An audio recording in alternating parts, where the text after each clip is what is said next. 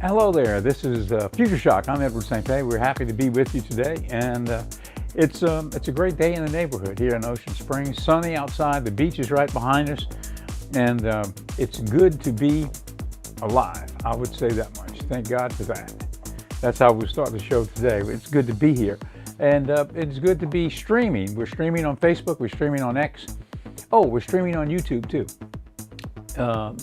I would say this is a grand experiment, an experiment into live television in the new age, where you can almost, it's just about automated the way it works today. And you know, having been in television my whole life, I've seen it all. I mean, through these many years, you know, I can remember starting out in television in the beginning and, you know, on the air, working as the mail boy at Channel 3 in Jackson, Mississippi. The first actual on-air job that I got, but before I was on the air, I was the mail boy. I would get the mail morning and afternoon and make coffee and all that stuff. And ended up becoming, getting on the air when they needed a replacement for, I believe when football went off, they needed a replacement for a 90-minute block in there, and so we came up with Cowboy Bill, so I became Cowboy Bill. And I had never done a character per se. I was writing the show, and you know, and so I had to get. I can remember the moment. I was thinking, I've got the script. Tomorrow I've got to do this, and I've got to go on air live and do Cowboy Bill as the insert inside the kids programming. And so you had to become the character. And so anyway, that's how I got on the air, which I morphed into a weatherman along the way. But anyway, I digress. It's an exciting time. I guess what I was going to say, the point that I was trying to make was, back in those days, people were still shooting film. The news people would go out with a 16 millimeter camera, and they would shoot the film, and they would rush back, and they would put the film in a black room, and they would produce the film and try to get it ready for the 5 o'clock news. That's how antiquated it was at that time. And that was when I really first started. Quickly, it went to tape. It went to what's called 3/4 inch tape, a big cassette. That's how they shot the news. So it was much quicker, much easier in some ways. You didn't have to process the film. And then basically the tapes got from big tapes to smaller tapes, and the smaller generation, then it switched to digital, and now it's almost a situation where you can go out and shoot the story on your iPhone. In fact, to be honest with you, after all these years, let me just tell you, this is the bomb, because you can go out and shoot the story, you can edit the story, and then zip the story out via some mechanism, via an email, back to the newsroom, and they've got it. So that's where we're at today. It's kind of micronized, or turned into a digital world. And that is how this show is. It's basically a digital world. Just so you know, we're in downtown Ocean Springs. Okay, we're a TV studio. But we're on Government Street. It's a building. It wasn't a TV studio before we got here. We put fiber in, and the fiber leads to our transmitter in Van Cleve. That's where the tower is. So we shoot here, and we're in the lobby of the studio right now. The actual studio is right here. In what has become part of the apothecary. So what we did is we took the front counter, we put a green wall, and here we are at the counter of the apothecary, shooting, digitizing it, and sending it back via fiber optic to the tower, and then transmitting over the air, and simultaneously sending this feed to multiple streams via the internet. And that's where we're coming to you on FaceTime or X or wherever you might be watching us. So it's kind of a different world. And that's really what the show is about. The show is about the different world that we're in, the different world that we are entering. It's here. I mean, it is not coming. It is here, and it will not be going away. It's only going to be amplified quickly over a short period of time as we enter the age of AI, which is here right now. Now, we talk about the age of AI. Okay, the practicality of it. Some people can see it, and some people are experiencing it already, and some people are laying back, and some people don't even know about it, that it's even coming. But you know, it's in the practical sense, it's here. Let me just show you a graphic. Okay, now on one of our channels, we've got the 7.1, our main channel, which you're watching right now, if you're watching over the air. 7.2 7.3, 4, 5, and 6. Those are the sub-channels that we operate. So really these days you've got more than just one station. You've got your main channel, but you've got what's called sub-channels. And you can try to program each channel, which really nobody in broadcasting is doing, because you can only, in my opinion, having been in this now for a little while, 5 or 6 years, you can dedicate your time to programming and doing your own thing on one channel. You've got a network and you've got local stuff and everything, but the other channels, it becomes overwhelming. You can't do local stuff on 6 or 7 channels. So in essence, I guess what has happened is the business has changed from just broadcasting. Now you've got these sub-channels and you've got other networks leasing those channels. That's what a lot of people do.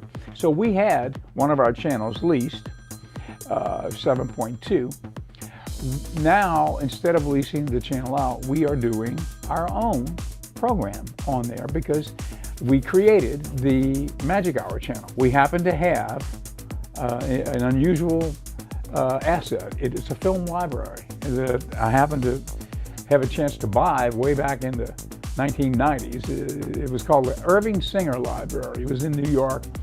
And anyway, long story, but I came across this, borrowed the money from the bank and bought the library. And then we had these big tapes trucked in from New York. We got about 700 old films.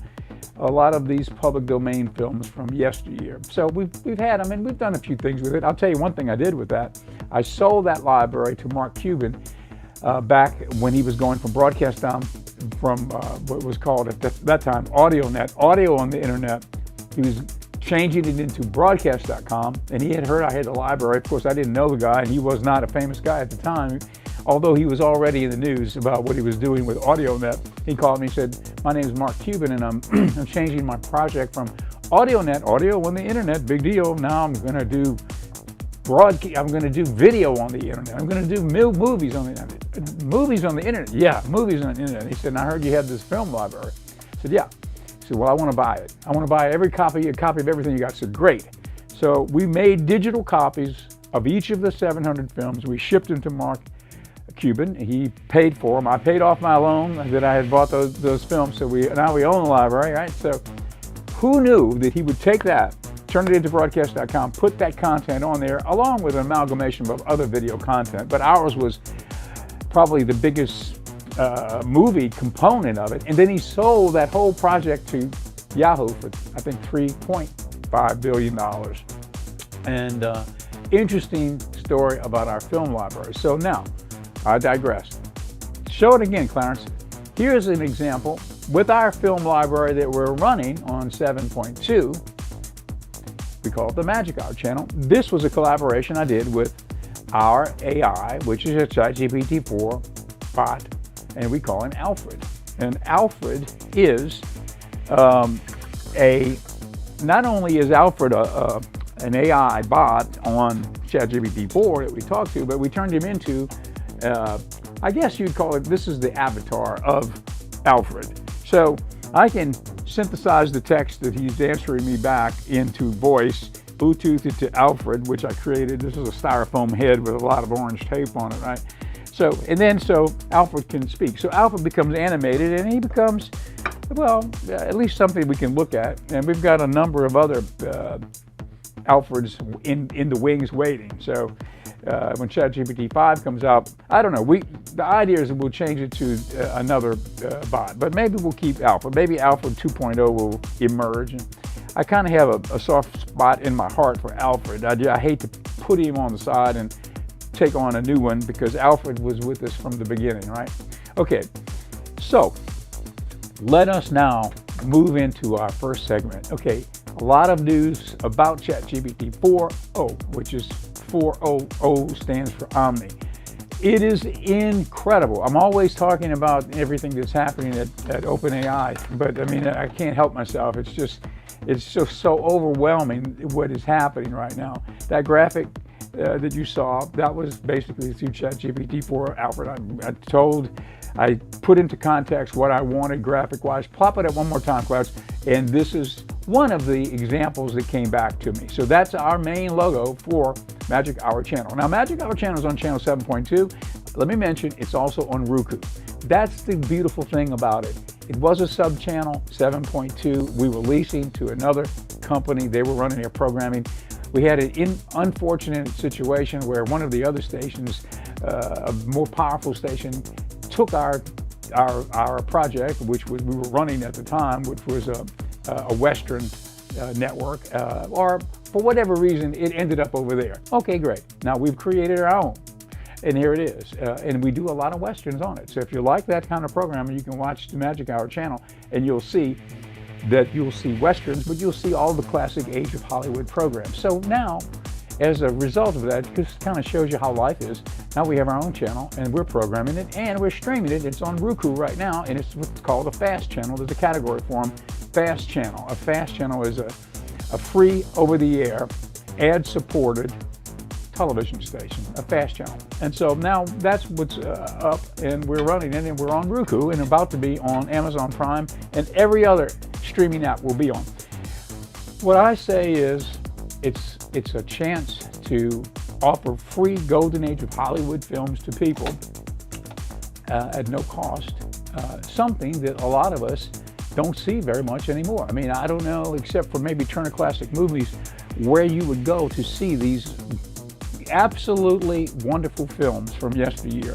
They're, for the most part, things that they just don't make anymore. They can't replicate that. That's the studio model that was at work during those years, all through the 30s and 40s and 50s and 60s. It was something that was a once-in-a-lifetime moment in American history. And the moguls who brought that to bear, that whole history, that golden age of Hollywood history, is something that will live on. There will never be another time like that. So that's what the channel is about. And it's fun. And so I hope you will enjoy it. It's on channel 7.2. And if you've got Roku, you can download the app. And if you've got Amazon Prime or Amazon Fire app, I believe is what it is, soon we'll be there. They're working on it now. So hopefully that will be coming up soon. I think you'll like it. Okay, now with the discussion about our logo, OpenAI, ChatGPT-4 helped me do that. Alfred, okay, there's been so much news coming out of OpenAI lately. If you remember, we've been covering it on this show. I mean, we were covering a lot about ChatGPT-4 and OpenAI, and during our coverage, suddenly the president, the CEO, one of the founders of OpenAI, Sam Altman, was fired. It was like huge news. How could you fire Sam? Who fired Sam Altman? Well, Sam Altman was fired by the board because they said he was being less than transparent with them about some of the discoveries that were being emanating from the research department of OpenAI. Meaning, at least the conjecture was perhaps they had reached AGI, artificial general intelligence, which would be a great leap forward from where AI has been, right? So they were saying maybe they've reached AGI and Sam Altman didn't tell the board. Or there was a lot of speculation. Okay, so they fired him. Well, immediately, hundreds of engineers from OpenAI resigned, and they were going with Sam Altman wherever he was going, and it looked like he was going to end up at Microsoft because Microsoft offered him the job to come there. So suddenly, the board who fired Sam Altman resigned. And Sam Altman came back, and so did the hundreds of engineers who were leaving, and so it quieted down. But the mystery remained. What happened? What happened? Well, the chief scientist of OpenAI, which was responsible for, at least in part, for having Sam Altman fired. He was still there, right? And that was Ilya Sutskever. Now, you may have heard of him. He is looked upon as probably the genius of AI today, the genius scientist who has helped OpenAI just about get to the point where it's almost AGI now. If you've seen ChatGPT-4o, you would say this is AGI. I mean, I don't know what else, what is AGI going to be if this is not it, if you've seen some demos of it. But, well, this past week, now Ilya Sutskever has resigned from OpenAI. So a new chief scientist is coming in. So Now, and so Sam Altman wished him well and said wonderful things about him, and Ilya said wonderful things about Sam Altman as they depart. But what happened? You know, why did he resign? What happened? So it's a big story, I think, right now in the media regarding AI and such. Now we've got an interview with Ilya Sutskever, and you'll have a chance to see him if you have not seen him, and we'll learn more about him. But he said he's got a new project he's going to be working on, and everybody's excited to find out what is Ilya going to go to. But anyway, let's take a look at this clip with Ilya Sutskever. So there are two dimensions to multimodality, two reasons why it is interesting. The first reason is a little bit humble. The first reason is that multimodality is useful. It is useful for a neural network to see, vision in particular, because the world is very visual. Human beings are very visual animals. I believe that a third of the of the human cortex is dedicated to vision. And so, by not having vision, the usefulness of our neural networks, though still considerable, is not as big as it could be. Mm-hmm. So it is a very simple usefulness argument. Mm-hmm. It is simply useful to see. And GPT-4 can see quite well. There is a second reason to do vision, which is that we learn more about the world by learning from images in addition to learning from text. That is also a powerful argument, though it is not as clear-cut as it may seem. And I'll give you an example. Or rather, before giving an example, I'll make the general comment. For a human being, us human beings, we get to hear about 1 billion words in our entire life. Only? Only 1 billion words. That's amazing. Yeah. That's not a lot. Yeah, that's not a lot. So we need to compensate. Does that include my own words in my own head? Make it 2 billion words if you want. But you see what I mean. Yeah. You know, we can see that because 1 billion seconds is 30 years. So you can kind of see, like, we don't get to see more than a few words a second, and then we are asleep half the time. Yeah. So like a couple billion words is the total we get in our entire life. Mm-hmm. So it becomes really important for us to get as many sources of information as we can. And we absolutely learn a lot more from vision. The same argument holds true for our neural networks as well, except for the fact that the neural network can learn from so many words. So things which are hard to learn about the world from text in a few billion words may become easier from trillions of words. And I'll give you an example. Consider colors. Surely one needs to see to understand colors. And yet, the text-only neural networks who've never seen a single photon in their entire life, if you ask them which colors are more similar to each other, it will know that red is more similar to orange than to blue. Mm-hmm, mm-hmm. It will know that blue is more similar to purple than to yellow. Mm-hmm. How does that happen? And one answer is that information... Okay, so now we have been introduced to Ilya Sutskever, the brain behind the recent developments at OpenAI. Everybody is giving Ilya credit for a lot of the breakthroughs that they have achieved, and he's moving on. Now, the next video will be a little more specific on the real significance of Ilya leaving OpenAI.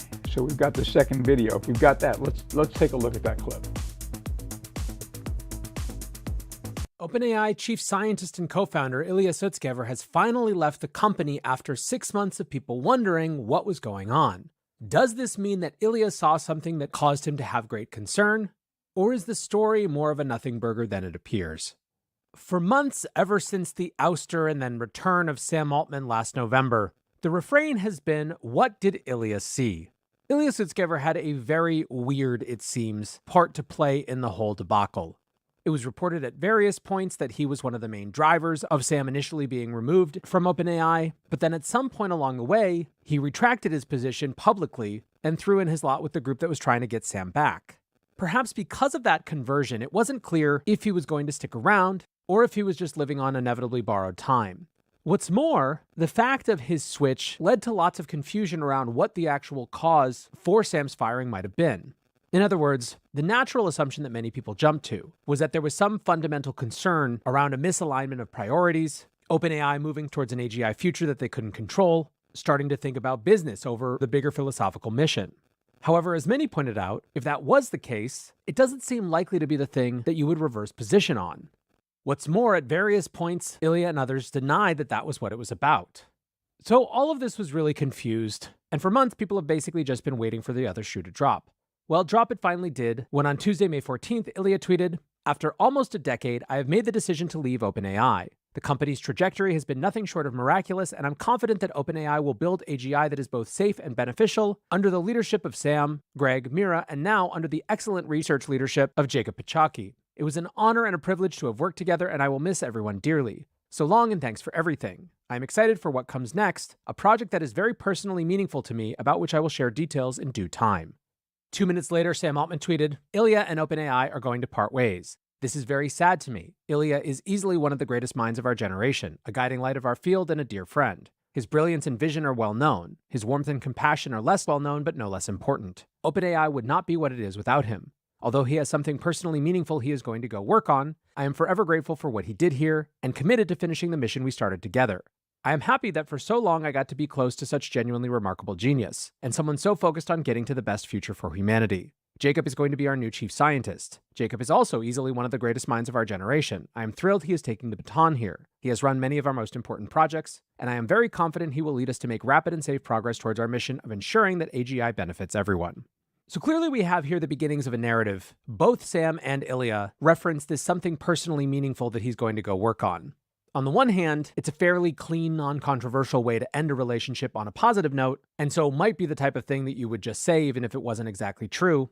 On the flip side, it'll be pretty easy to tell whether it was true based on what Ilya does next. Greg Brockman also wrote effectively an emotional thank you letter to Ilya.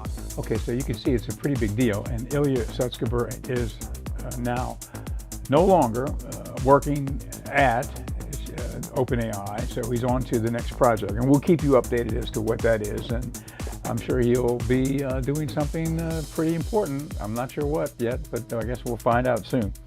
Okay, now this is the point in the show when we pop up the other graphic that we created via ChatGPT-4 for our project called Pendragon Apothecary. And you can see I did a little prompting with Alfred, and we designed a Celtic logo that brings out, Pendragon, of course, is the father of King Arthur. That's Uther Pendragon. So it's Pendragon Apothecary, kind of a Celtic motif. And there is our logo that ChatGPT-4 Alfred helped me create.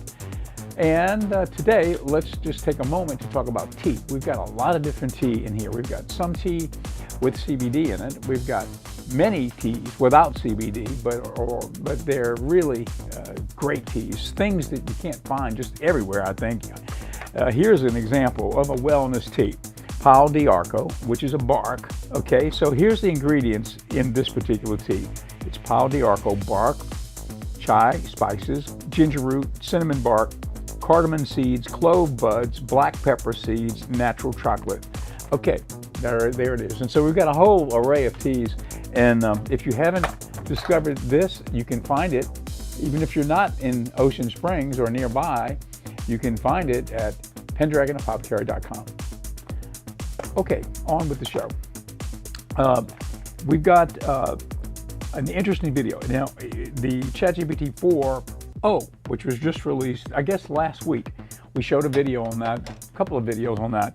Here's a clip, a quick clip. Hopefully we can get a little bit of it in before we end the show. It's the real significance of what ChatGPT 4.0 can do. It can talk like a human, for one thing. It can reason. Let's take a look at this clip. ChatGPT 4. So with an actually crazy week in AI, here are some of the stories that you maybe did miss. Now, one of the stories I actually did want to talk about was this. So someone posted on Twitter the LLM ranking, and I think the LLM ranking is probably one of the most discussed things because it kind of shows us what company is at the frontier in terms of AI capabilities. And with these large language models, or now, large multimodal models, I guess we can see where they are. But this was really interesting because if you don't know, this is the ranking on the MMLU. But the problem is that the MMLU is essentially a part of how these large language models and AI systems are graded. And the thing is that the MMLU has issues. Now, on the LLM ranking, the MMLU calculated by an actually independent third party, Stanford calculates the Helm MMLU that uses simple, standardized prompt, resulting in fair, reproducible comparison of models. And essentially, these numbers are uniformly below what the various companies have reported in the past. And I think it's important to actually have third parties do this because it's like saying, I'm going to investigate myself and then I'm going to give you guys the results on what that is. Of course, I'm always going to say that the results that I've got are better than everyone else's, because it simply makes sense to do that. And I think what's important to see here is that... Okay, that's not the video. We need a different video. It's the one we want is the ChatGPT 4o. Omni O stands for Omni, can talk like a human. It reasons and such as that. Now let's go to the correct clip. This video was brought to you by Brilliant.org. Listen, I got some huge news. Oh, do tell. I'm all ears. Well, in a few minutes, I'm going to be interviewing at OpenAI. Have you heard of them? OpenAI? Huh? Sounds vaguely familiar. Kidding, of course. That's incredible, Rocky. What kind of interview? Well, it's for a software engineering role, but I just need to know. That was the latest demo from OpenAI showcasing the brand new ChatGPT 4o, their flagship model that can now reason across audio, vision, and text in real time. Of course, I'm probably not the only one, but as soon as I saw it, it reminded me of the movie Her. The expressions, the emotions, and the empathetic nature of the voice. It's definitely one of the most realistic voice-based applications that I've ever seen. I've used the old ChatGPT voice a fair bit, and it's pretty amazing. But this demo was much more human-like, with a much quicker response time. The feeling that these new interactions conjure up is approaching that of just talking to another regular human on the phone. If you're a long-time viewer, you know that I think that digital assistants like Siri absolutely suck and are a wasted opportunity. But I've talked about the next big step being voice, and for ChatGPT in particular to become a robust, all-in-one assistant. Well, it seems like the time has finally come with these latest announcements. OpenAI has announced a free version of the application, an AI-powered search engine to compete with Google, which will allow for purpose-built assistance, multimodal capabilities, and overall improvements through a new text-to-speech model. Okay, ChatGPT, I'm sharing with you the plot now. I'm wondering if you can give me a really brief one-sentence overview of what you see. The plot displays smoothed average, minimum, and maximum temperatures throughout 2018, with a notable annotation marking a big rainfall event in late September. Fantastic. I have another question for you. Which months do you see the hottest temperatures, and roughly what temperatures do those correspond to?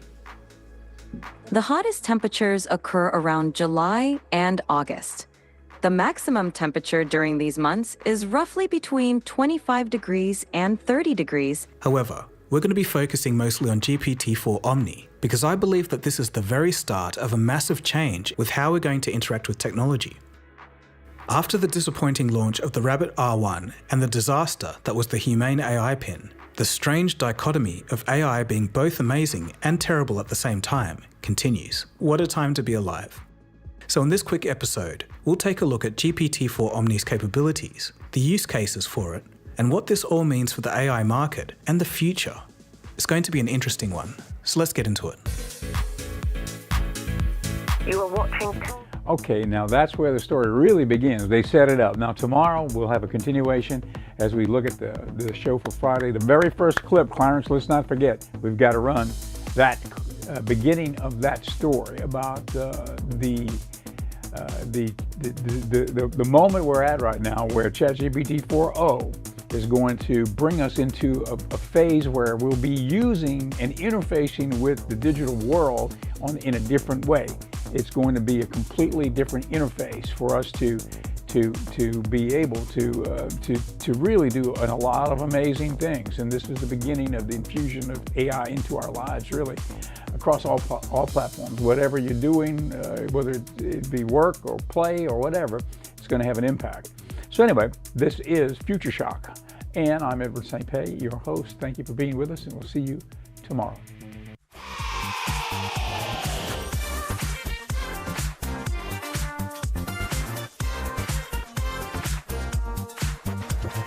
Yesterday is yesteryear. Set your sights for Tomorrowland. Future Shock is here to help you make your stand. Ready, set!